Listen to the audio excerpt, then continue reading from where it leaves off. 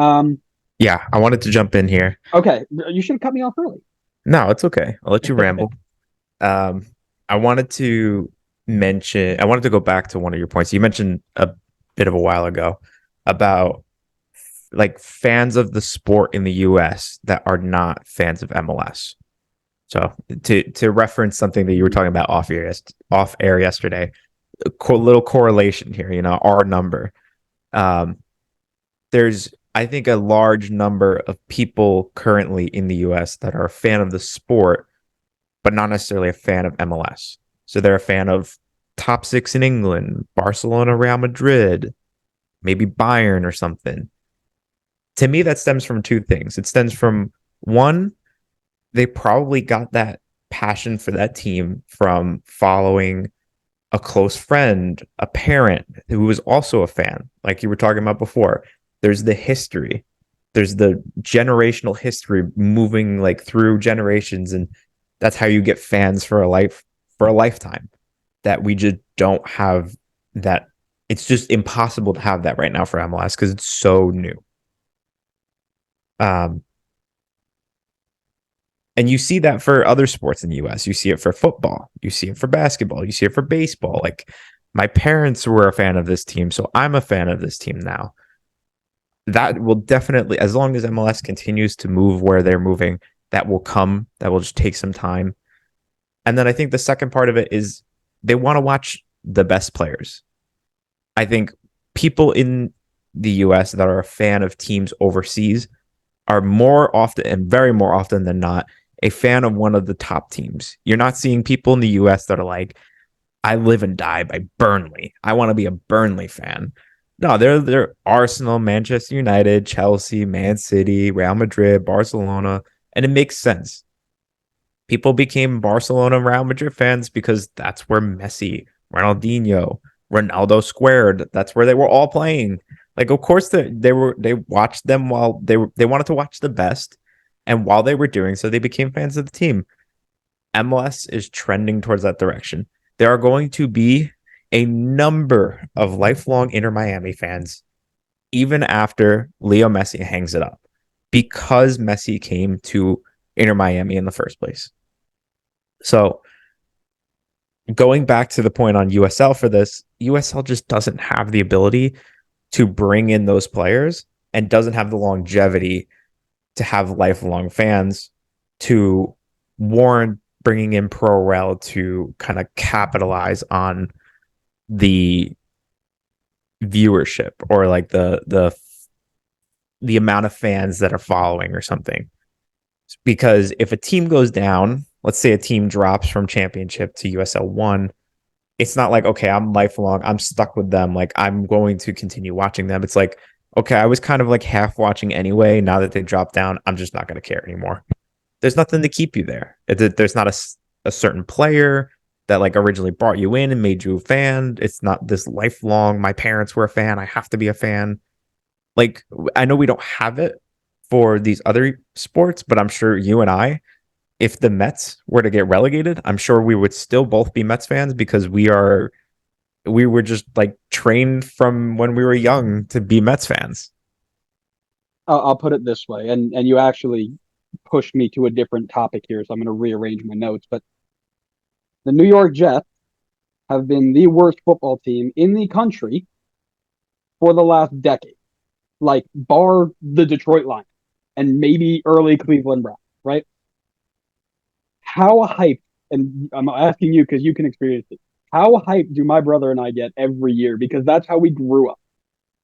It's they get outrageously hype. It is a 16-0 season, or at this point a 17-0 season at the start of the year every single time. And if they lose one game, that's okay. It's 16-1 season. That's right, baby. And because I get to go back in my phone every day and text my dad and text my brother about what we were going through, reminisce about stuff we've been doing for, I'm 26 now. We've been doing for 2 decades since I was 5, right? You physically can't do that right now in MLS because it wasn't around. It was born when we were born. So how are our parents going to be diehards who with years of generational when it doesn't exist, right? So I think we need to move forward into a conversation, and I'm going to use a quote to start us off. There was an owner that was quoted as saying, the current path that we are on, MLS is going to kill USL. There is rumors going on that this is USL's attempt to raise the championship, their top division, to Division One status so that they can rival MLS and overtake it eventually. So the question that gets posed there, will it ever happen? Is it a good idea? And then I will continue on. So to me, I don't think it ever happens. I don't think it happens in my lifetime, at least. There's a lot more there than Pro Rel that's needed to make that a Division One, league. First and foremost, on how much money you can pay players. I know we had spoken about this before. The maximum amount of money they can spend on a roster right now is $2.5 million. Like the MLS minimum salary is like a quarter of that. I think it's close to that. Maybe 10% of that. Right. So there, that massive, you're going to ask somebody to start a Division One league with $5 million. Eventually, if they get to that point, you're going back to MLS 1.0, which was great when we had nothing, but we already have something. We don't need to have it rivaled. And I don't believe it's a good idea. Soccer Wars is fun on Twitter and fun to laugh about, but the nightmare that was the Division Two debacle between NASL, Dying Days, and USL, the D3 project. I mean, we're going to talk about these when we get to them in our history series, but just nightmares of years of trying to figure out what our shape is going to look like in this country. You never quite knew where we were going to go, which doesn't bode well for a pro rel system, because how do you know where you're going to get relegated to? We can't figure out which level is which, right? So this is a really good segue into something that you had just mentioned. I don't believe MLS is doing what they're doing to intentionally kill off lower division, because it's silly. You don't grow a game that way. I think they've done a ton of good work, working with teams, creating their second MLS division, MLS 2 or MLS Next Pro now, where all these kids are playing. They're doing better about it. But I do not disagree that USL is dying. This is a Hail Mary for me. They are loading up Aaron Rodgers style, chuck it down the field and see if it'll work. But the reason that they don't have what they have now is because we need to kill off a narrative that is used very, very frequently. And I disagree with it, which is tough for me to say. Too many people go around saying that soccer has made it in this country, and then follow it up directly with, why would anybody watch a lower division if they can't move up?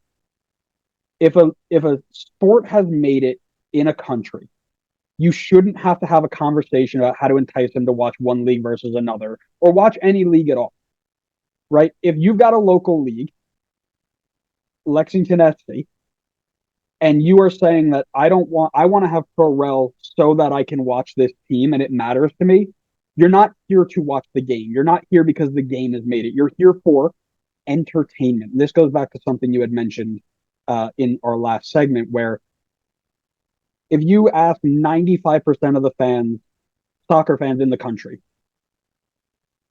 Man City, Man United, Arsenal, Chelsea, Everton, because we're massive, Barca, Real Madrid, PSG, maybe Monaco if they were there for like the Falcao days, maybe, and then Juve, Napoli, Milan, and Milan, right? There's a reason why they're a fan of these teams. It's because entertainment has made it in this country, not the sport. That's why people are massive fans of the Premier League, because the Premier League is the most entertaining one there. It's marketed brilliantly to make you want to watch it because it's supposed to be so enticing. Why do people watch the EPL over Bundesliga or Ligue 1, right? Why does everybody have a favorite EPL side, but they don't have a French side? Because it's marketed so well, right? That's why the Champions League is massive in the USA, the UEFA Champions League. You've got the UEFA Champions League and the CONCACAF Champions League are the same type of tournament. The best teams from each region come in and play each other. You usually have a similar champion from a similar area winning every single year. But for some reason, everybody in the USA loves the European one, but not the American, right? Does the European one have any team out? And we'll use England again as an example. Any team from England that's been promoted outside of Leicester, who is the one and only shot that has gotten to that point. I don't think so. I might be wrong. Um, Barca and Madrid, massive here because, like you mentioned, the star players, right? PSG was massive. I bet you they fall off the map in 3 years because all their players are leaving. US goes for entertainment value. The USL might bring some in with whatever rule changes they make. But at the end of the day, if the only thing that you can provide to an argument to raise your stock is 3 games at the end of the year that determine who you play the next year, and it's not about where you are, who you're playing, rephrase, who you're playing with, right, players wise, where you're playing, right, if you're not going off to these CONCACAF Champions Leagues, right, which, again, I think is another problem. I'm not going to sit here and say that it should all be all MLS teams, but at the end of the day, that's just the way it is. European teams don't get second division sides nearly ever. You can complain about it all you want. That's how it is. Do all of these problems go away with Pro Rel? I don't think so. I don't think that Pro Rel in USL raises the stock in the country or not in the state, wherever. Now, however, if it does, rock on. Let's do it. I'm happy for it. I'm not sitting here, pounding my fist at the wall. I'm happy for it. I'm just weary about the success that it would have with the risks that it poses. And I'd rather continue on a path that we are, where we're competing in the global market, we're competing on the national stage, the international stage, versus tearing it all down because we're going to take a team from USL, bring them up to MLS. They don't know how to spend their money. They go back down, and now we have another team that's gone down. It's a whole nightmare because they had one bad year. There's the conversation that can be had regarding the fluidity of MLS too. You don't have the same tiers, right? You've got the top 6 in England, the middle, then you've got your kind of fringe 1-2, and then it goes down from there. MLS, we just saw a team that went dead last 3 years in a row to Supporter Shield leaders in 2 years. You can't ever know if the next move you're going to make is shutting it down. In England, you know that you're going to be okay because Man City, Man United, Arsenal are always going to be there. They're always going to be able to be making all of this money and putting it back in, paying off whatever they need to pay off. Real Madrid and Barcelona have kept La Liga afloat for years. Where are we finding that money, right?